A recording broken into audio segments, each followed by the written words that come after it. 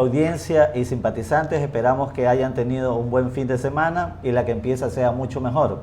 Hoy estaremos intercambiando opiniones con la economista María Elsa Viteri, es ministra de Finanzas y Economía.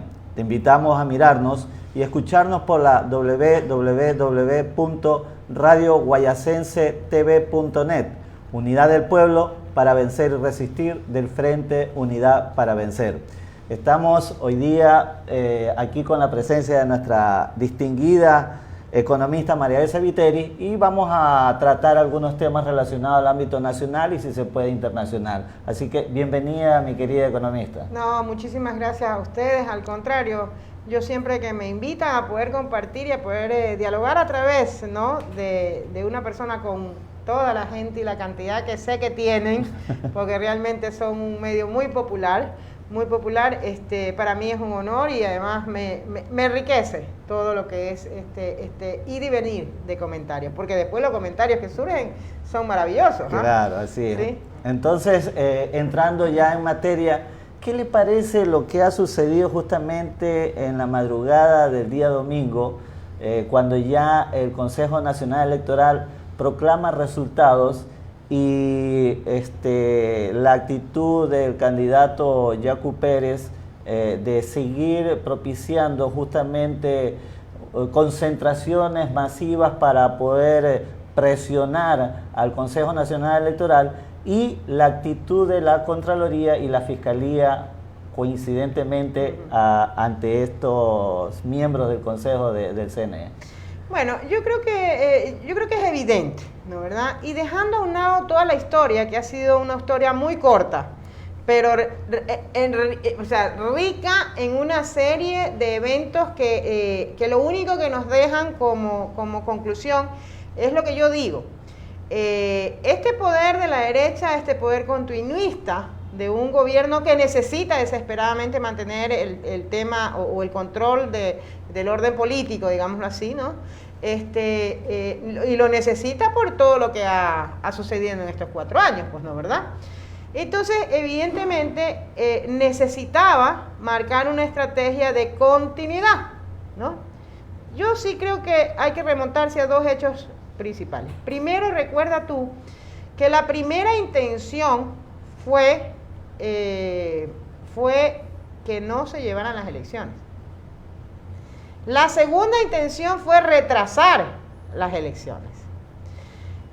Recordemos que todo el aparato institucional es producto del Trujillato, que hoy dicen los twitters, dicen las malas lenguas que el testigo lo quiere tomar la rea, ¿no? Coincidencialmente, ni Trujillo, y hoy tenemos a Viva ahí, la rea, ninguno ha sido santo de la devoción del pueblo ecuatoriano. Ninguno obtuvo nunca una opción, pero parece ser, ¿no? Y las características del tipo de personaje más o menos coinciden, ¿no, verdad? Pero bueno, llegando a tu pregunta, entonces, históricamente con esos 2 puntos, no me va a sorprender, pues, y no le tiene que sorprender a nadie. Y no le tiene que sorprender a nadie, Renzo, porque simple y sencillamente, como yo digo, este poder económico que tiene la posibilidad no de armar un plan A, sino de un plan A hasta plan Z, dependiendo de cómo evolucionan las circunstancias o de cómo van surgiendo, lo único que hace es decirnos, a ver, ya nos fallaron todos los planes, ya el pueblo ecuatoriano no creyó en todas nuestras argucias, porque el 7 de febrero, Arauz ganó contundentemente. Y más allá de Arauz contundentemente, ganó el pueblo ecuatoriano en una tendencia, que dejó con menos del 20% a la tendencia declarada, digámoslo así, que eres Lazo, sin el voto popular, pues sin la preferencia popular. ¿Qué fue lo primero que intentaron, Renzo? Porque te saltaste un pequeño paréntesis. Lo primero que intentaron fue la injerencia internacional, pues. Y la presión enorme del pueblo ecuatoriano, ayudado con la presión internacional, les bajó su primera opción, que era la injerencia internacional. Entonces, como insisto, tienen elaborado plan A hasta plan Z, retomaron el tema desde el punto de vista interno, con una posición del CNE que ya no podía retrasar más los resultados y evidentemente tenía que darlos. Pero automáticamente la injerencia nacional. ¿A través de quién? A través del Contralor y a través de la Fiscalía. Pero ojo, fíjate tú que el Contralor más ducho lo hace distinto que la Fiscalía. Como ya hubo una injerencia anterior en donde se le negó porque él no era competente, va por la vía de decir, pido permiso. Exacto. Permiso Resuelvan paso. ustedes. Permiso paso. Y ojo, lo de permiso paso, cuidado, porque a lo mejor el plan llegamos a un plan M, ¿no? MD, ¿no, verdad? Claro. No de defecación, no, sino de MD, de armas, digamos. Claro. O sea, cuidado, ¿ah? Cuidado, porque a lo mejor vamos por el plan L, ¿sí? Y entonces, es más ducho, dice, ahora pido permiso. Pero ya es evidente, porque ya no podemos decir, ya Diana Tamaín fue clarísima. No hay tal permiso. Por lo tanto, el señor se queda sin espacio.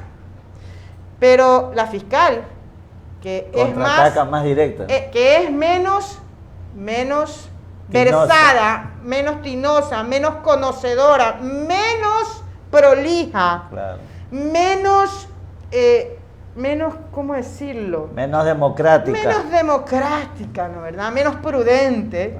Se va directo y devela realmente la intención. Porque nos queda claro a todos los ecuatorianos que lo que ella no quiere transparencia, ella quiere los fierros. Y quiere los fierros porque esos fierros son los que permiten la segunda vuelta. Y cuando me refiero a fierros, estoy diciendo que quiere los equipos. Y porque, escúchenme señores, los equipos son una maravilla, pero lo que hace importante esos equipos es lo que uno les ordena hacer. Entonces, cuando uno quiere hacer una revisión, no tiene que llevarse los equipos. Tiene que revisar las órdenes que tenían esos aparatitos. Como que para que la gente común y corriente me entienda, aunque los jóvenes avanzan más rápido que nosotros, yo pues no tengo el conocimiento y yo lo entiendo de esa manera y así lo explico. Entonces la fiscal pues comete un gravísimo error pues. Y lo que sí creo es que a la presidenta del CNE le falta presencia, ¿no? Le falta don de mando, porque no es cuestión de advertir. Señor, usted está incumpliendo, yo soy la máxima autoridad, se van a su casa. Esa es la actitud. Lo que pasa frente a una situación tan grave como esta, pues. Porque es gravísimo, pues. Pero acuérdate de dónde nace el CNE que claro, tenemos ahora. Entonces, claro, porque son hermanos gemelos, porque tienen el mismo padre que se llama Consejo de Participación Ciudadana y Control Social Transitorio, que fue ideado, bautizado y consagrado por Julio César Trujillo, que fue el mismo que ideó, consagró y bautizó el feriado bancario y su forma de actuar, y que, por ejemplo, escuché a Vera decir, ¿por qué Lazo no tiene problemas legales? Lógico, ¿cómo va a tener problemas legales si Julio César Trujillo se encargó primero de que lo ilegítimo sea legal? Pues. Claro. Entonces, ahí está, Carlos Vera, escúchame, el señor Lazo no tiene ningún problema legal porque Trujillo se encargó antes de viabilizar la legalidad, pero sigue siendo ilegítimo. Claro. Y a nosotros lo que nos interesa son los actos ilegítimos que deberían estar validados por la legalidad. Entonces, de entrada, pues, ¿no? Pero así son pues los periodistas, así manipulan y mandan las cosas. Y acomodan. Y con respecto al señor Yacu Pérez, que no es Yacu Pérez, es Carlos Pérez Guantamber alias Yacu. Alias Yacu. ¿Sí? Porque el Yacu es el nombre de fantasía. Claro. Él es mestizo. Y su nombre de fantasía es el indígena. ¿Sí? Así es. Entonces, el señor Yacu Pérez, que estaba dentro de todas estas estrategias, y lo que hay que entender es que desde los planes A hasta los planes Z, puede ser que hayan planes que se contraponen ya en los intereses personales de cada una de las acciones. Entonces, para mí, ¿qué falló? Para mí lo que le falló es que ellos pensaban que la holgura que tiene Arauz iba a darse en Lazo para el segundo lugar. Yo inclusive tengo otras teorías porque a mí me parece que Arauz es mucho más que 32 puntos. Sí, yo tengo esa teoría, pero no vamos a sumar un problema más porque ¿sabes qué? Como lo dije desde el primer día y a ti te consta porque lo chateamos, estábamos conversando entre un grupo de amigos, ¿no? ¿Verdad? Y lo dije, a ver señores, ¿qué discutimos quién es más fácil o menos fácil? Estamos listos. Ya el pueblo ecuatoriano lo dijo. Así que, si es Yacu, si es Lazo, da lo mismo. Hay que seguir haciendo el trabajo. Hay que seguir haciendo el trabajo y tenemos alrededor del 14% de diferencia, claro. Pues. Entonces, tú sabes que estoy diciendo la verdad desde el mismo día. Pero entonces, ¿qué pasó?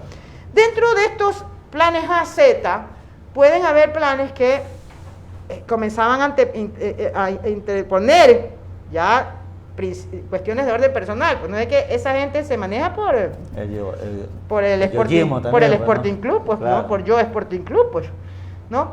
Entonces, para mí lo que falló fue que no tenía la holgura que ellos pensaron tenía Lazo. Y de hecho, acuérdate, hay que ver pequeñas piezas que parecen que no juegan en el partido y son. Así el aguatero también juega en el partido, ¿no, verdad?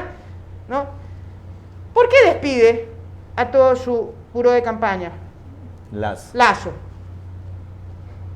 Porque vio su debilidad. Porque muy probablemente le aseguraban que él estaba holgado, claro, en el segundo lugar, pues. ¿Y qué pasó? Que no hay tal holgura, pues.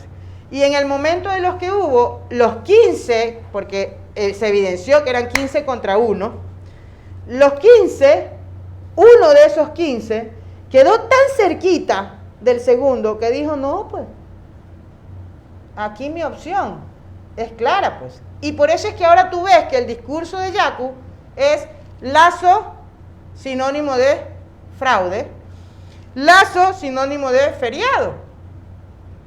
Un tipo que quiere vender el agua, un tipo que dice que hay que respetar al Fondo Monetario Internacional. Ahora sí, es eso. Pero el problema es que tampoco la derecha supo leer justamente lo que el pueblo ecuatoriano en las urnas este 7 de febrero lo demostró. Es decir, tener una tendencia de centro a la izquierda con una asamblea que represente el progresismo. Totalmente. Es decir, pero rechazando el neoliberalismo que representa Lazo. Por eso te decía yo que más allá del triunfo contundente de Arauz y que se va a consolidar en la segunda, es el triunfo contundente del pueblo ecuatoriano de la tendencia progresista, pues. Porque tenemos un triunfo de Arauz de más de la tercera parte y tenemos un triunfo de la tendencia progresista de más del 80%, pues. Entonces, eso es lo que hay que leer. Pero siguiendo con el tema de lo que pasó realmente y de Yacu, realmente lo que sucedió fue que en ese momento, lejos de coordinar hacia el objetivo que era de la derecha en conjunto, lo que hicieron fue remar para atrás, pues. Pero si se desvistieron, y no lo digo yo, lo dice el propio Vera. Hay un video que es lindísimo en los medios cuando Vera le reclama a Yacu Pérez y le dice, menos mal que lo descubrimos en este momento. Ya sabemos quién es Yacu Pérez. No, ya sabemos quién es Yacu Pérez, no. Ya sabemos quién es Guillermo Lazo y quién es Yacu Pérez. Claro. Porque él se come la primera parte, ¿no, verdad? Parte, sí. ¿No, verdad? Pero ya sabemos lo que es Lazo y ya sabemos lo que es Yacu. Porque imagínate en el análisis que hace Vera, y lo tomo porque es un tipo que es evidentemente significativo dentro de la postura de la derecha. Y que representa amargura, ¿no? Y que destila amargura, ¿no, verdad? Entonces le dice, probablemente sí, usted era más importante que Lazo en la segunda vuelta. Usted tenía más probabilidades. Entonces yo me pregunto y digo, si es una cuestión de unidad, si están pensando en el país, si promueven que su tendencia es la que le conviene al país, ¿no, verdad? ¿Cómo es posible que peleen por la primacía del que es menos posible? ¿Cómo es posible que ahora sí desvistan y lo dejen desnudito en público? Pues no.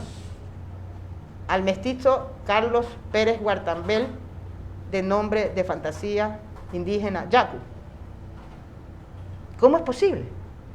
Te das cuenta que lo que está en juego por parte de la derecha no es, indistintamente que estemos de acuerdo o no, su pensamiento en pro del pueblo, pues en pro de la sociedad, independientemente. Son personalísimos, ahí sí, personalísimos intereses, y son especiales intereses de grupos que representan, pues.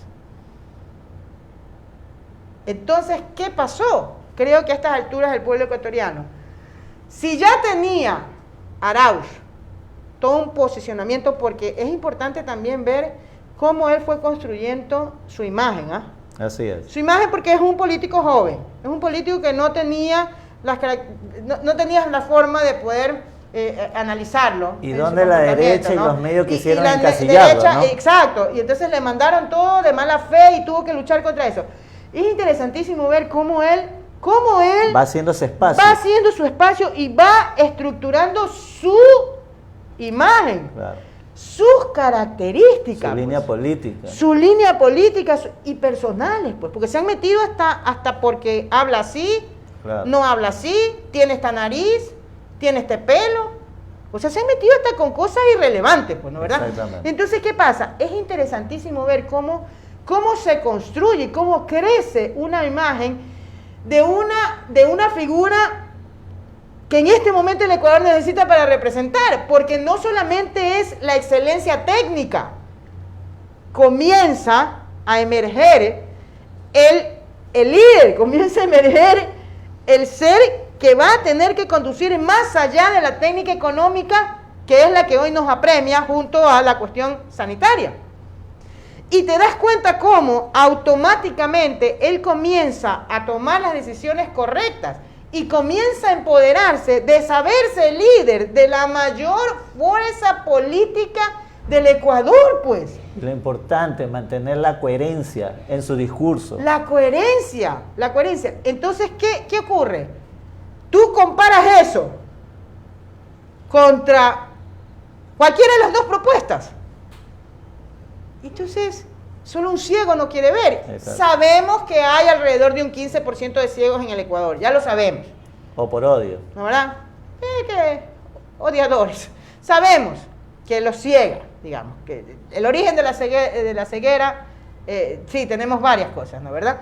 Ya sabemos que alrededor de un 15%, y digo 15% porque créeme que yo estoy convencida que inclusive un gran porcentaje, o una parte del porcentaje, de los que votaron en Lazo están decepcionados por el comportamiento, no decir de Yacu, pues, ¿no? Claro. ¿Por qué? Porque a Lazo lo han defendido desde el punto de vista de la derecha, porque al final del día es él el que va a tener que enfrentar la paliza que va a venir en la segunda vuelta, pues, ¿no? A Yacu lo han masacrado desde la misma derecha, pues, ¿no? Entonces, en este momento, evidentemente, ya la figura de Yacu está completamente destrozada. Y que tú te vas dando cuenta con este llamado de esa caminata, ¿no?, desde Loja con el movimiento indígena, va a terminar justamente nada más con representantes indígenas de ciertas provincias en Quito, porque la mayoría de su militancia de base se va a quedar en sus mismas provincias. Totalmente, ¿no? Pero fíjate que eso también, ahí también hay que rescatar un grave riesgo en el cual estuvimos, y que viene de una connotación, de una estrategia generalizada a nivel internacional, porque acuérdate que estamos metidos en una estrategia internacional, claro, ¿no? El neoliberalismo es una estrategia que la comandan desde afuera, tienen sus aliados estratégicos nacionales y necesitan la institucionalidad pública para poder ejercer sin problemas sus mandamientos, ¿no? Y fíjate que para mí, ahí, gracias a Dios, precisamente por la correcta reacción del pueblo ecuatoriano, que les ha dado con guante blanco, les ha dado una lección. El Ecuador y su pueblo ha dado una lección de entender que la herramienta se llama una pluma poniendo una raya correcta en una papeleta de votación. ¿Y por qué te digo que estuvimos en gran riesgo? Fíjate tú que la estrategia realmente viene marcada por algo que siempre se dice a nivel internacional y se analiza por los grandes eruditos de lo que son las democracias de países como el nuestro, democracias inmaduras, que evidentemente somos democracias inmaduras y que tenemos que crecer muchísimo, pero que precisamente hay una relación muy fuerte y aquí no hay quién fue primero, el huevo de la gallina. Primero es el desarrollo y después son las democracias maduras. Y por eso es que hay que trabajar en el desarrollo primero. Pero en todo caso, independientemente de aquello, ¿cuál es lo que estos eruditos intentan posicionar en el mundo? Que los países desarrollados, ellos, son capaces de tomar decisiones no violentas, pacíficas, diálogos, acuerdos, que la gente se da cuenta y que por eso es que no hay reacciones de esta naturaleza. Que las democracias como las nuestras, y no estoy ofendiendo, sino que es la visión, digamos, es la visión, el criterio, todavía andamos en pataparrado, ¿no? O semidesnudos por la selva. Y entonces, ¿qué pasa? Cuando nosotros tenemos un problema de esta naturaleza, la solución es violenta. La solución es la violencia y la fuerza. Y mira que cuando yo recibí las noticias del resultado, estaba en una entrevista con RTS, con Luisa Delgadillo. Y cuando cortan la entrevista y ponen la cuestión, dije, y la reacción de Luisa Delgadillo fue, ¿por qué? Porque desde el principio fue una tamaña irresponsabilidad. No, no fue una irresponsabilidad. Estaba marcándose la estrategia. ¿Qué estuvieron habiendo? Precisamente abrieron el campo de que un grupo, de que un candidato que representa un grupo que tenemos que reconocerlo. No estoy acusando, validando o no validando. Pero tradicionalmente su mecanismo para ser escuchados ha sido la fuerza. Y no estoy hablando de violencia, estoy hablando de fuerza. Supresión ¿sí? Supresión ha sido la fuerza. Pero ¿qué ocurre? Lo que ocurre es que si uno analiza quién está liderando y los acuerdos de quien está liderando hoy esa forma de resistencia por la fuerza, no solamente son grupos que expresan la fuerza, sino la violencia. Porque los acuerdos que tienen los grupos que están al lado son tradicionalmente grupos muy violentos. Porque el pueblo indígena se la ha ganado con lucha, sí. La fuerza. Pero no es alguien que propone la violencia. No. El problema es que le abrieron la puerta a una propuesta electoral que sumó la fuerza tradicional con la violencia. Entonces aquí hubo un tema estratégico muy bien pensado, porque lo que querían era ocasionar el caos, para lograr en definitiva el mismo objetivo que persiguen con cualquiera de estos instrumentos: el retraso y la anulación de las elecciones. ¿Te das cuenta? Pero con una connotación más grave, que es introducir el hecho de que somos violentos y de que solucionamos las cosas de manera violenta. Y eso a mí me parece realmente maquiavélico. Y comprueba que no es que soy perseguida, como dicen en Chile. En Chile dice que cuando uno hace este tipo de análisis es perseguido, que piensa todo que está así. No, es que hay motivos y hechos que te dan razón para entender que estamos luchando frente a una fuerza poderosísima, porque estamos luchando contra la estrategia no nacional, sino internacional de un sistema de vida más allá y que incluye un sistema económico, con todos los poderes de reinvertirse, con todos los recursos a su disposición, y que ha sumado el poder político, el poder organizacional, el poder institucional, no solamente a nivel de ciertos países, como el nuestro, lamentablemente, los 4 últimos años, sino a nivel internacional. Y ahí te calza y explicas por qué la visita de Moreno a Washington, por qué la conversación con Almagro, y por qué Almagro realmente... fíjate, yo la verdad es que no había seguido la tónica y qué bueno que lo dijo ayer Andrés Arauz en la rueda de prensa. ¿Por qué la OEA todavía no da el informe preliminar? Cuando tiene que haber salido al tercer o cuarto día. Exactamente. ¿Por qué no lo da? Mira lo que ocasionó inmediatamente de la salida de Andrés. Tú me pasaste el reporte final. Así es. Fue, nosotros estuvimos en un Zoom, ¿no verdad? Tuvimos un Zoom a las 10 de la mañana, dimos paso a la y automáticamente, ¡pum!, el informe. Y un informe que hay que, yo no lo he podido analizar todavía porque, sabes que nos tienen corriendo a todos, ¿no? Claro, ¿verdad? Nos tienen corriendo, estamos corriendo a todos, ¿no? No lo he podido desmenuzar. Pero un informe que ya habla... Son como 20 páginas. Sí, son 20 páginas. Que ya habla de la injerencia. Claro. Que ya habla de la injerencia. Claro, sí. Que ya habla de la posición de Yacu Pérez. O sea, va a ser muy interesante cuando las personas que seguramente ya estarán analizando el tema eso, claro, puedan ofrecernos ese tipo de análisis a las que estamos en otros menesteres, digamos así, ¿no? Entonces, yo creo que eso es importantísimo. Y tal cual pasó, y es otra de las cosas que me sorprende de la fiscal, es que tú ves, eso no es inocencia. Claro, no. Eso no es inocencia.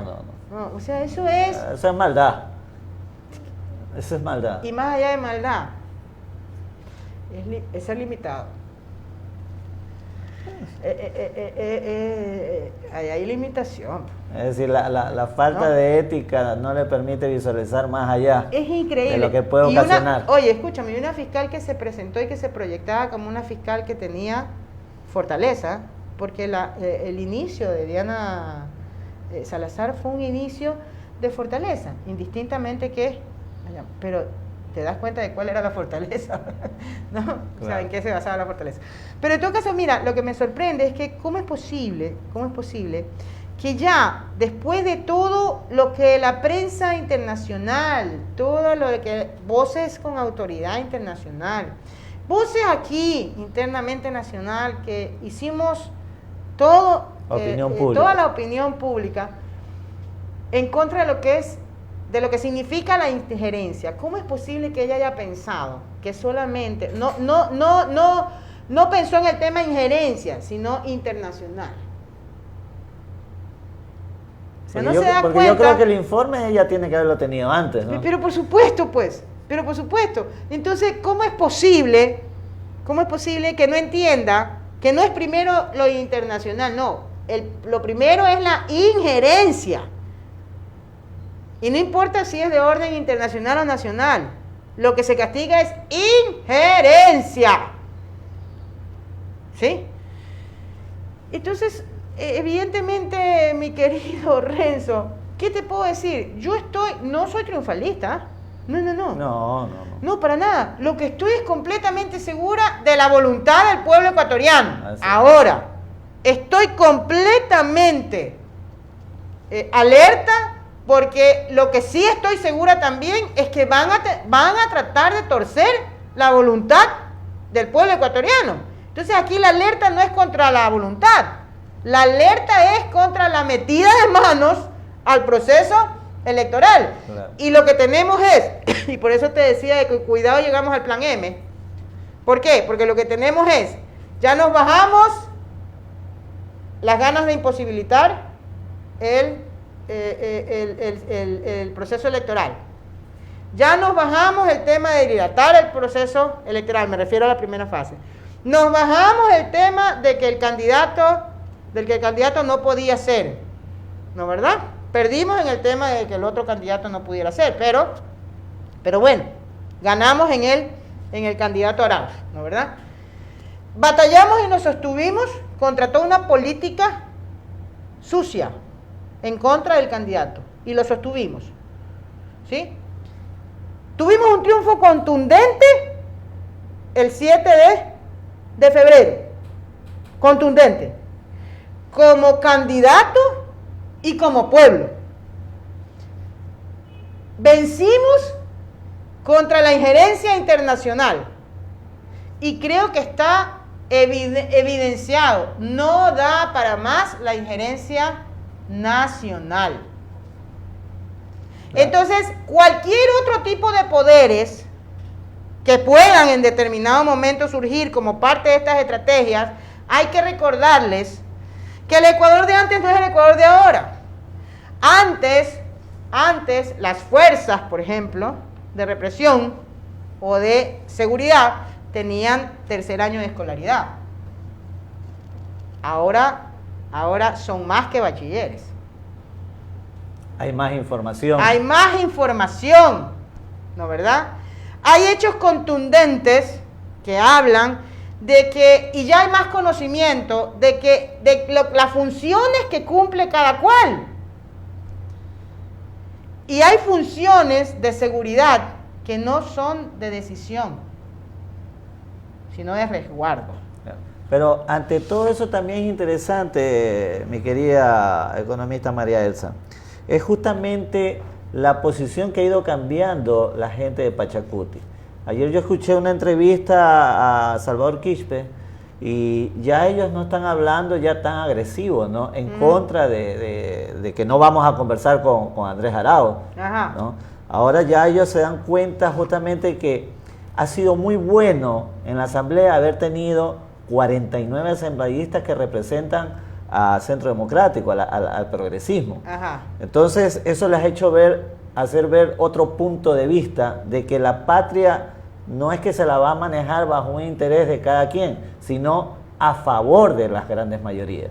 Y ellos se ven en la obligación de conversar, porque ellos no creo que se vayan a aliar con el Partido Social Cristiano o con la gente de Creo. Se tienen que aliar justamente bajo objetivos mínimos que lleven a que el país salga adelante para poder resolver lo que usted decía, ¿no? La parte sanitaria, la parte económica, que es lo que todos nos unen a nosotros.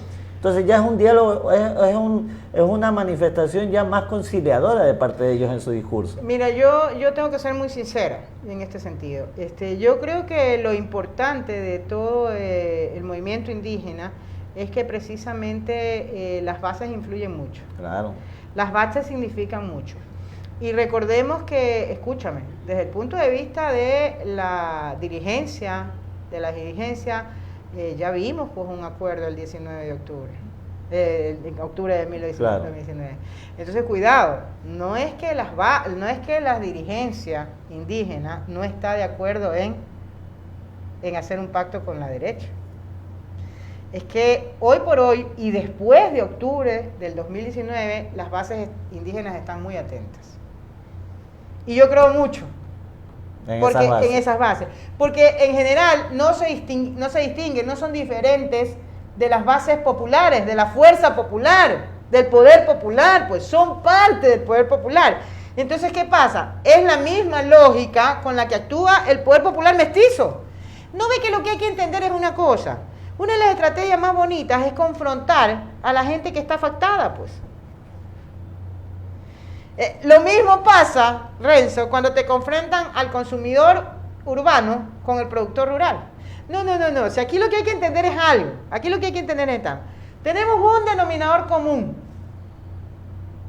Un problema que se llama neoliberalismo, que nos ha sometido al 98% por lo menos de las personas de este país. Las afectadas, somos afectados en distintas instancias.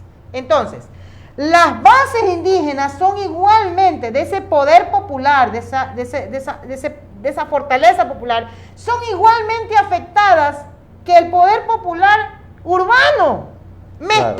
Claro.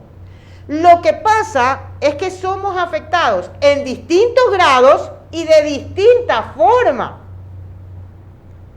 Entonces, yo apelo, mejor dicho, estoy muy segura de las bases indígenas y estoy segurísima de que tienen muchísima más llegada a sus dirigentes que lo que tenemos nosotros en el lado de acá. Los mestizos. Los mestizos.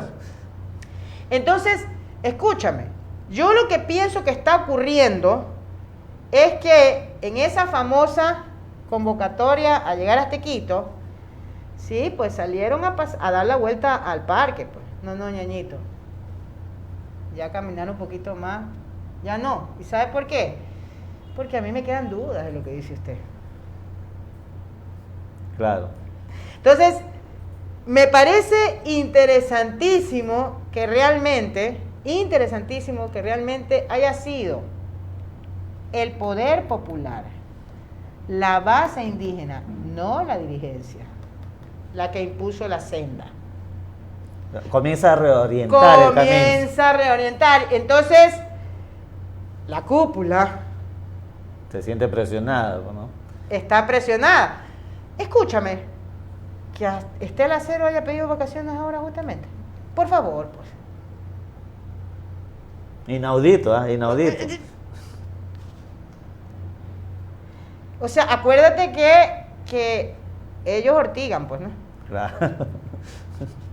Porque ese es el tema, pues, ¿no? Así es, claro. Ese es el tema, pues, ¿no? Ahí se ortiga, pues. Claro. La abuelada, pues. Entonces, yo creo que por ahí va el tema, Renzo. El tema no es de si la dirigencia, los elegidos, están o no están en disposición de irse con crédito. El tema es que las bases del pueblo indígena ya le dijeron clarito. Así es. Se lo dijeron con punto y coma. Ellos no están al libre albedrío. A ver, señores, aquí las cosas no son así. Y nosotros, de esta forma, no van. No, y se lo dijeron a Yaco, pues, no, un momentito. No. Así no son las cosas. Entonces, ahí es que hay que comenzar a entender realmente las ventajas y hay que aprender. Y fíjate, hay que aprender.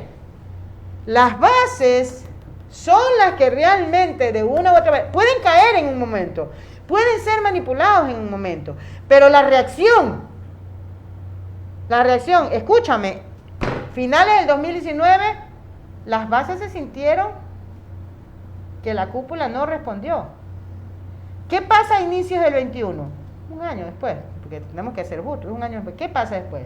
A ver, un momentito, todavía nos queda en la mente,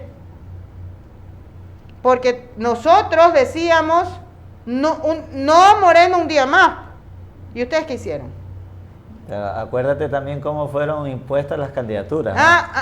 La imposición de candidaturas, exactamente. ¿Y ustedes qué hicieron? Entonces ya es interesante aprender, aprender.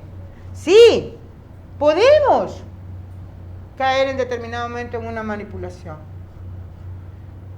Pero yo celebro la reacción de las bases indígenas. Claro.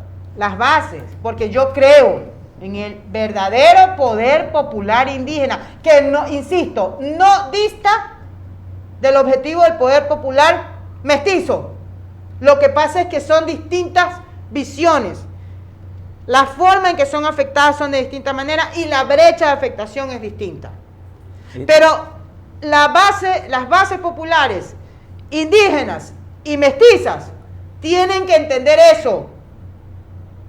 Tienen que no hacerle juego a la estrategia. Tienen que comenzar a entenderse unos, a comprenderse.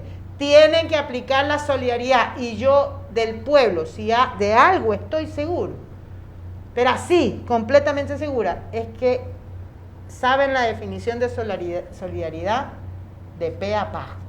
Así es, mi querida ¿sí? María Elsa. Vamos ahorita a un pequeño corte comercial y regresamos con esta interesante entrevista con nuestra distinguida amiga economista María Elsa Viteri. Ya regresamos.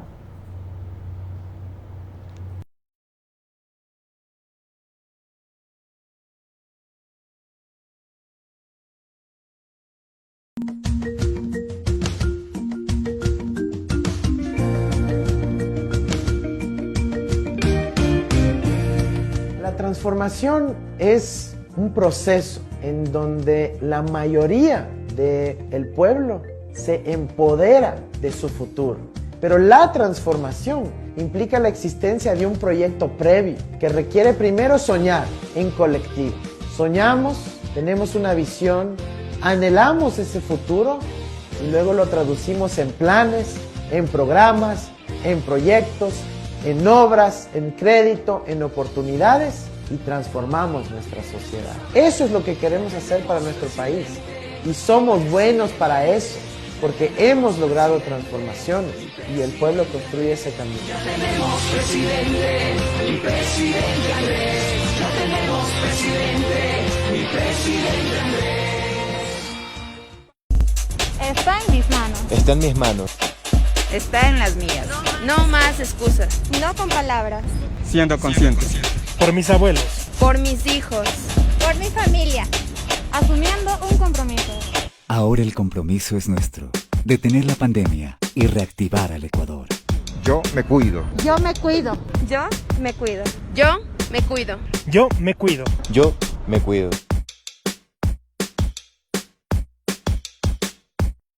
El gobierno de todos.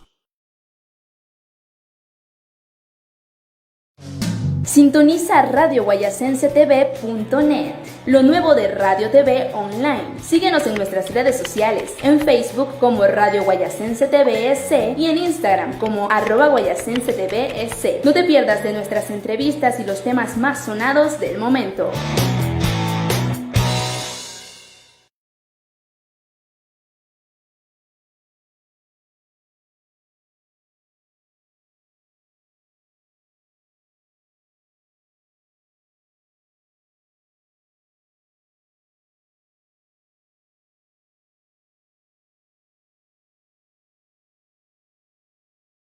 Volvemos a seguir con nuestro diálogo interesante con nuestra querida amiga economista María Elsa Viteri.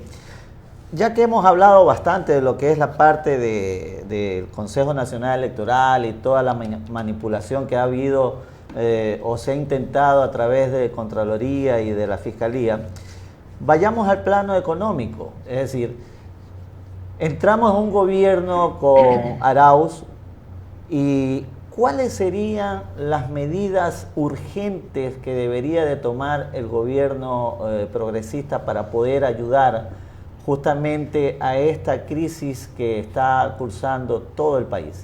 Bueno, independientemente que yo he partido siempre, con esta pregunta he partido siempre diciendo que la verdadera conocimiento de cómo vamos a quedar lo vamos a tener el 24 de mayo en la tarde, ¿no?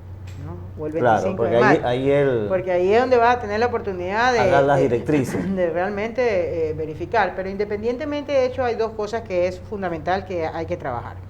La primera es el plano sanitario y la segunda es el plano económico de la supervivencia. Por eso es que también tú me habrás escuchado en alguna ocasión que yo digo, a ver señores economistas, olvidémonos que se trata del corto, mediano y largo plazo. Hay que sumar uno, el inmediato.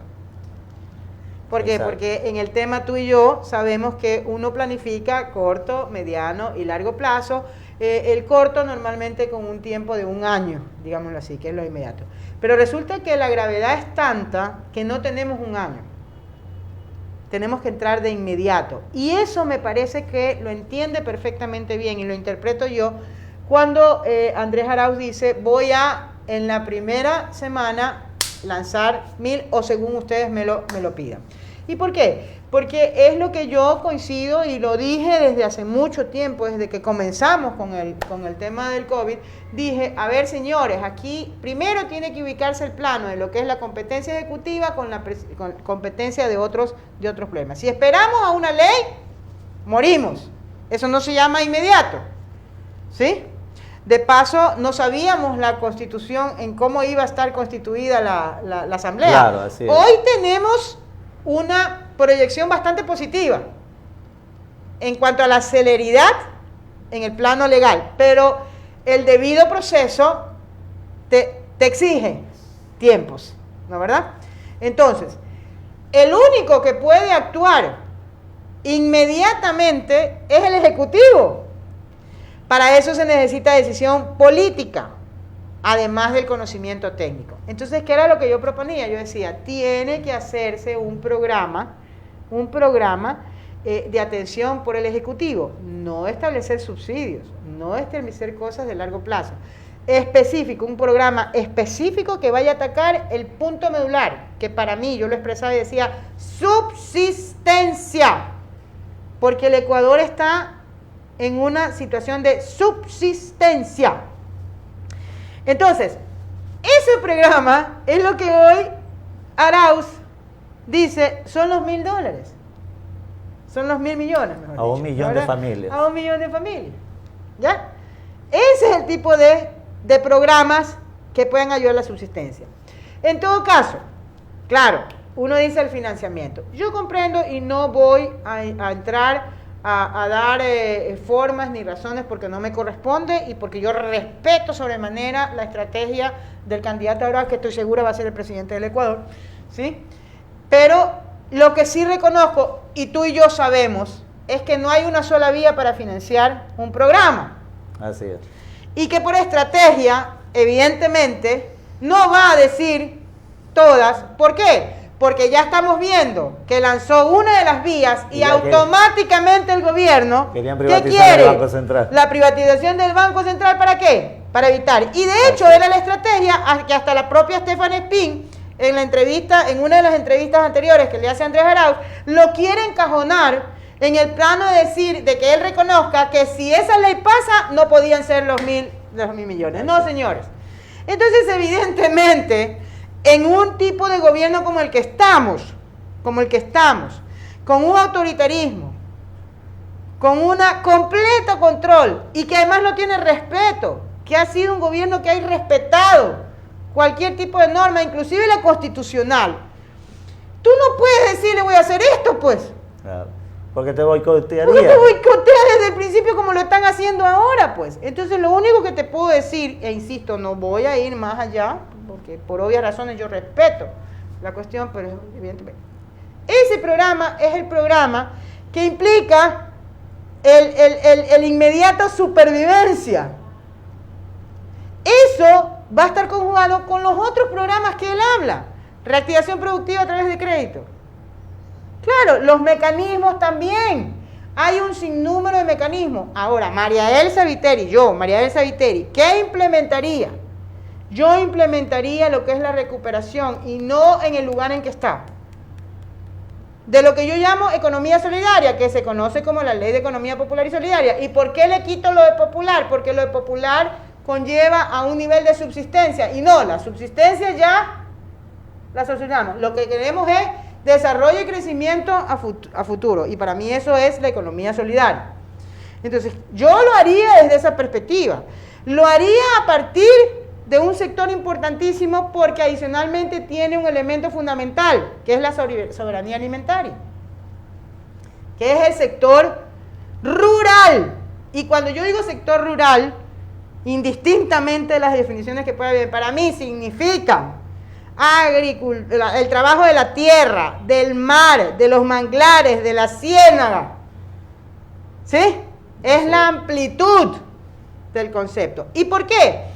Porque en este sector se puede aplicar justamente los principios y el concepto de una economía solidaria que rompe con los principios empresariales. No con el empresario, sino con la institucionalidad empresarial que nos ha dado el neoliberalismo, en donde el capital es el que marca, no el trabajo. O la asociatividad. ¿Sí? Y la asociatividad. ¿Sí? La asociatividad, la colectividad, el aporte colectivo. Y adicionalmente, que se transforman en pequeños empresarios, ¿no? Transforma en un... Es que no deja de ser empresario. No hay que tenerle miedo a la palabra empresario. No deja de ser empresario. Lo que pasa es que la palabra no tiene la culpa, pero la intencionalidad sí. No deja de ser un emprendimiento, lo que pasa es que es la definición de emprendimiento lo que te hace mal. Pero adicionalmente te ataca un punto medular, que es que no solamente hay que redistribuir el producto. Para que no tengamos que redistribuir el producto, que es lo que te causa tanta pelea de que si pago, no pago, que si eludo, evado, ni sé qué, ni sé cuánto, lo que tienes que comenzar a redistribuir son los medios de producción, pues. Entonces, estructurar un sistema distinto, productivo, a partir de todos estos sectores, lo que te lleva es a una mejor distribución de los medios de producción. Por lo tanto, el producto que tienes que redistribuir es menor. Pero cuando se habla de distribuir los medios de producción, no es que le vas a quitar al empresario grandote las maquinarias y se lo vas a dar, porque eso es lo que tiene confundir y hacen asustar a la gente. No se trata de eso. No, yo creo que ya pasamos esa etapa de Roldós. Oye, ya esa etapa de Roldós en donde mi tía se sentaba a tomar un café con mi mamá y le decía, Elcita, tú imagínate, ¿sabes lo que va a hacer Roldós? Esta casa tuya se la va a quitar para dársela a los empleados. Te van a quitar la gallinita. Y a los campesinos decía, tienes 2 vacas, te van a quitar una y le van a quitar. Yo creo que esa etapa ya la hemos pasado, Renzo. No creas. Bueno, en todo caso hay que fortalecer el tema. No se trata de eso, no se trata de eso, no para nada, no se trata absolutamente de eso. También darle las oportunidades, a las grandes mayorías de que puedan surgir adelante. Hay formas, hay procesos para seguir y diversificar toda la la producción. Hay millones de opciones, ¿no? ¿Verdad? No, pero adicionalmente te da la opción también, de realmente consolidar 2 sectores importantísimos, que es el productor con el consumidor. Normalmente, el productor está en el área rural y el consumidor mayoritariamente está en el área urbana. Entonces, tienes la brillantísima oportunidad de consolidar a través de también su símil urbano, que está encargado de la comercialización, de unir objetivos coherentes y de trasladar. ¿Dónde queda el intermediario? En la medida en que aporte valor, tiene que permanecer, pues. Pero si no aporta valor, porque tú sabes que el intermediario a veces se coge mucho el precio y el trabajo Totalmente, pero la comercialización justamente puede tener... Es decir, una buena comercialización puede ir aniquilando... una comercialización puede aportar valor, por eso estoy diciendo, claro. El intermediario que no aporte valor... Se va retirando del mercado. Se tiene que ir, pero si eso es lo que dice el mercado que ellos defienden, pues. Así es. Eso es lo que dicen, ¿no? Entonces, pero tienes la brillante oportunidad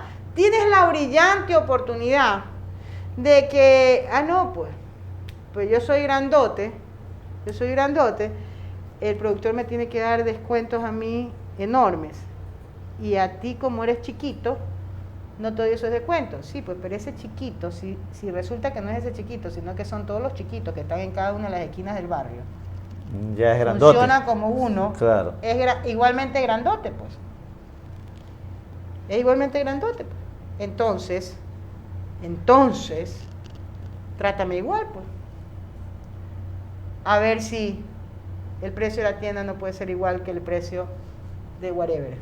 Claro. Como tú ves en las perchas de un comisariato, ¿no? Es decir, al pequeño productor lo encasillan ahí en la segunda, tercer nivel y... Entonces, si te das cuenta de la relación. Yo personalmente creo que tiene la brillante oportunidad de generar algo que para mí es fundamental, por ejemplo. Nosotros, querrámoslo o no, pero yo creo que la banca pública ha avanzado muchísimo, pero no ha llegado a ser banca de desarrollo. O sea, yo creo que hemos tenido banca pública, pero bien. No necesariamente es banca de desarrollo, o no hemos llegado a esa banca de desarrollo.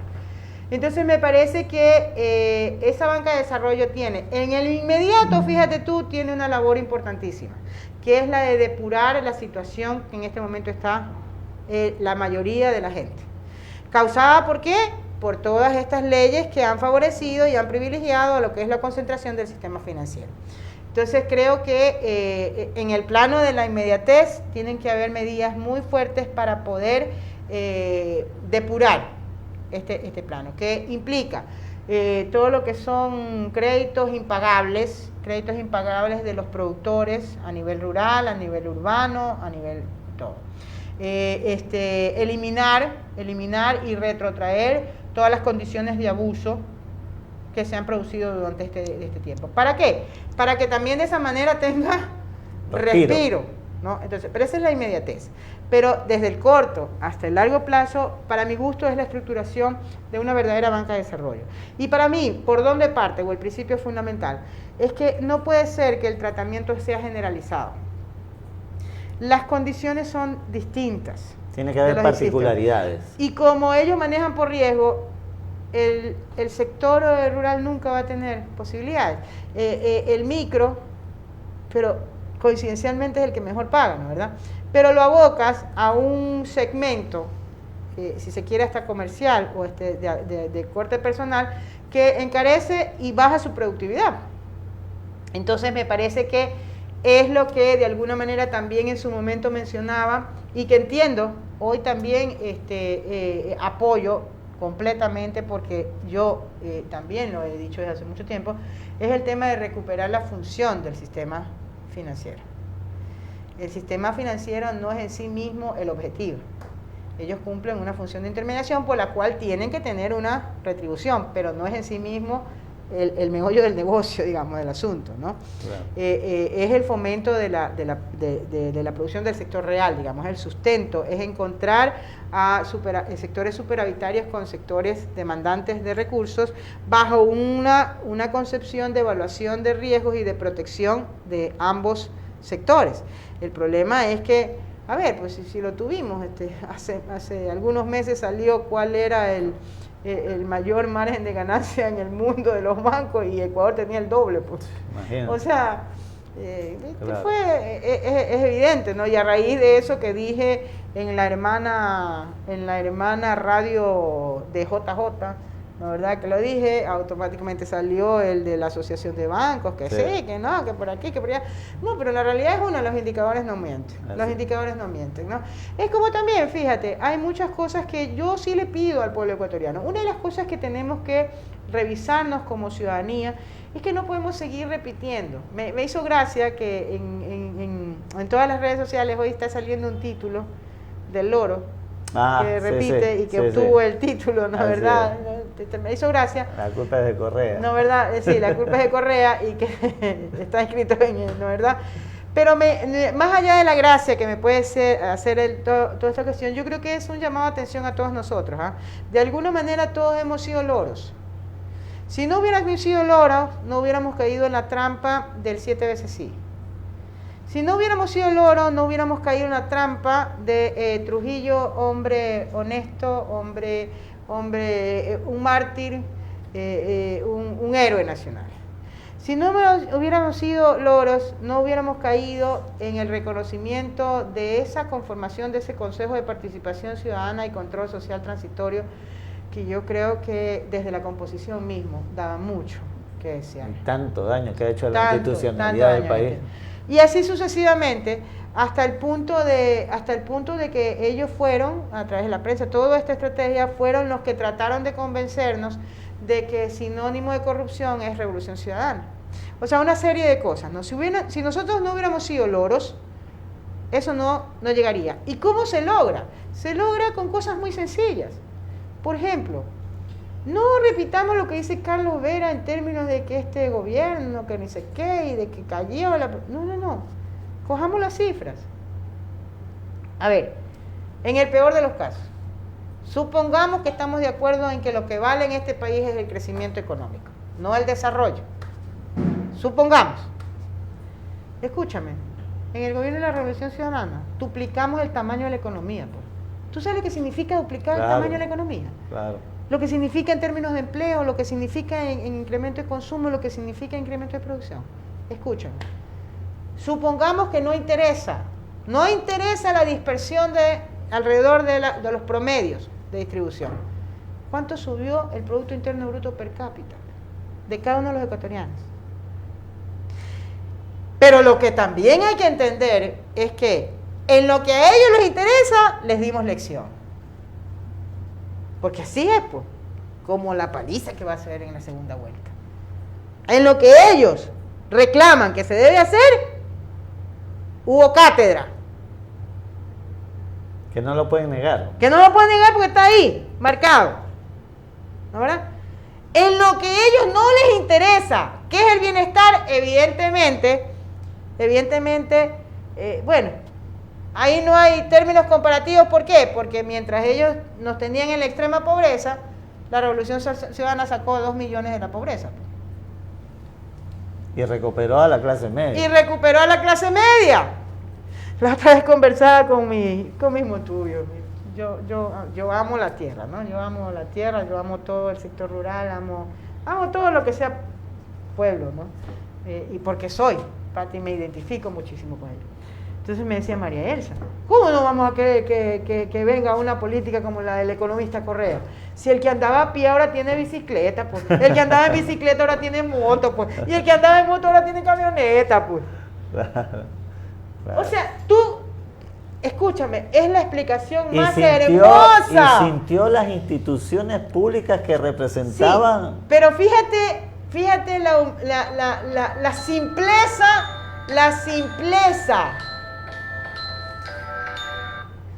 Fíjate la simpleza de la explicación. Pero la profundidad del entendimiento de hacia dónde vamos, pues. Claro. O sea, te das cuenta. Y entonces seguían con el tema, y claro, para ellos, tener seguro social era impensable, pues. Así es. Era impensable. Tener instituciones a las cuales poder ir era impensable. Pero claro, te dicen, pero ¿sabe qué? Aquí tienen que ponerle ojo. Porque conocen la vivencia. Y ahí es donde yo digo, y mis expresiones son también sencillas pero contundentes. Yo creo que hay que entender que no hay que estar haciendo PowerPoints. Esa no es la revolución ciudadana. La revolución ciudadana no es saber hacer PowerPoints. La revolución ciudadana es saber cómo majar lodo. Cómo te metes en el lodo para luego... En territorio. En territorio. Para luego caminar por tierra firme. Así es. Eso es la revolución. Porque, claro, caemos en el riesgo de que en el PowerPoint tú crees saber lo que es. Pero no, tienes que escuchar. Tienes que escuchar a los que viven día a día. Pero el mismo ¿sí? Arauz lo reafirma siempre, totalmente. ¿no? Es decir, tenemos que hacer un trabajo de tejido social para conformar un poder popular. ¿Y cómo Totalmente. tú haces eso? En territorio. Totalmente. Es decir, todos los funcionarios que estén relacionados en los diferentes sectores tienen que bajar a territorio. Por eso le tengo fe al economista Andrés Arauz, que lo conozco desde que comenzó en la Revolución Ciudadana también, pues, ¿no, verdad? Le tengo fe. Porque así como yo digo, hay que tener la verdad, toda la verdad y nada más que la verdad también, que es yo le tengo fe, porque creo que él entiende la película no solamente desde el punto de vista del PowerPoint, pues. Claro. No. Dime una cosa, María Elsa. Toda la gente comienza a hablar de que necesitamos bajar las tasas de interés aquí en este sistema de dolarización que estamos inmersos. Y ellos dicen de que trayendo a la banca extranjera se podría dar el caso. ¿Tú crees que esa sería la única manera de poder bajar las tasas de interés? No, yo creo que eso va mucho más allá y va realmente desde una perspectiva de un análisis de la estructura con que está funcionando el sistema financiero. O sea, yo lo veo más como un problema de orden estructural y lo veo también desde una perspectiva, hablan de los riesgos y del riesgo país y ni sé qué, que los créditos son más caros para ellos y toda la cuestión. Lo veo también desde una perspectiva también de una nueva connotación internacional, ¿no, verdad? Por otro lado, mira, hay cosas que son interesantes, ¿no? Y que se intentó de alguna manera con la economía popular y solidaria. Pero el país tiene sus propios recursos, aunque sean pocos. O sea, ¿cómo obtienes tus recursos? Tú obtienes recursos de tus propios depósitos y obtienes recursos de financiamiento. En las grandes esferas, financiamientos nacionales y financiamientos internacionales, ¿no, verdad? Entonces esos costos son los que en última instancia te derivan en el costo a los que vas a prestar. Pero aquí tenemos como el radar como un poco cambiado, ¿no, verdad? Cambiado. Porque resulta que nuestros depósitos los mandamos afuera. Y traemos recursos de afuera. Mandamos afuera, nos pagan poca tasa de interés y cuando lo traemos altas tasas de interés. Ya, entonces aquí, por eso te digo que yo creo que es una cuestión de ordenamiento. Hay que cortar bien las uñas en ciertos casos, ¿no? Hay que también mantener el aseo de uñas largas y todo ese tipo de cosas, ¿no, verdad? Y eso se logra con regulación y control. Ojo, que no es pérdida de libertad. No. Es defensa de la libertad de todos. Es que la manipulación de la terminología es importantísima, ¿no? Ellos libertad lo asumen como falta de control, el descontrol. Y ya hemos visto lo que la liberalización total y falta de control ocasiona. Ocasiona feriados bancarios, ocasionan pérdida del manejo monetario a través de la dolarización, que hoy tenemos que defender a ultranza, sí, tenemos que defenderla a ultranza, pero que no es cierto que era la única alternativa, pero tenemos que defenderla, y que hemos demostrado además que lo hemos hecho, pues, ¿no? Claro. Que lo hemos demostrado, eso no hay discusión. Entonces, no, desregularizar no es tener libertad, no. Desregularizar es dar la opción para que los caprichos, para que el ideal, sin contar con el resto de una o de un grupo, tenga viabilidad. Eso normalmente termina siendo una limitación de la libertad de la mayoría. El control, la regularización, lo que intenta justamente es poner el equilibrio para que la mayoría tenga libertad y derechos. ¿Sí? Y entonces, claro, nos confunden con una serie de cosas. Es la típica de la Cámara de Comercio de Guayaquil. ¿Por qué? Si yo puedo comerme una papa frita al exterior, no voy a poder comerme la papa frita al exterior, pues. O sea, si quieres irte a comer una papa frita al exterior, bueno, tú tienes posibilidad de irte al exterior a comer. Pero el problema es que traer esa papa frita del exterior significa una serie de acciones, perjuicios en contra de los derechos de aquí, que son los que tenemos que privilegiar, pues, ¿no? ¿Verdad? Claro. Ah, no, la típica también con los autos. Pero es que yo me puedo comprar un auto.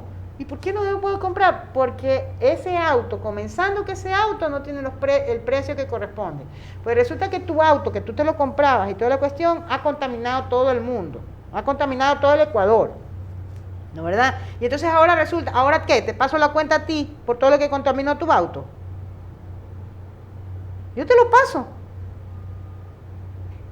Así es. Yo te lo paso. Es ese tipo de conceptos que tienen bien poco claros.